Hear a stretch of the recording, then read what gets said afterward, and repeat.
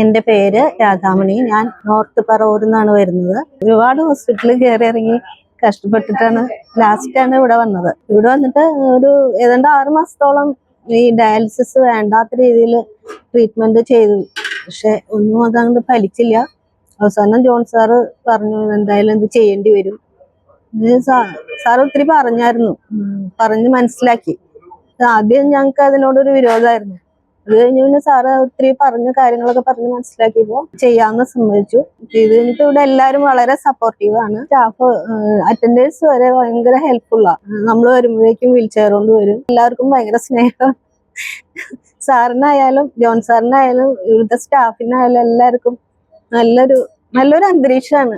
അതുകൊണ്ട് ഇത്രയും നാളായിട്ട് ഇങ്ങോട്ട് തന്നെ വരുന്നു. 1 വർഷം ആവാറായി ഡയാലിസിസ് തുടങ്ങിയിട്ട്. അതിന് മുമ്പ് തുടങ്ങി വന്നതാണ്. 1.5 വർഷമൊക്കെ ആയി ഇവിടെ തന്നെ ആയിട്ട്.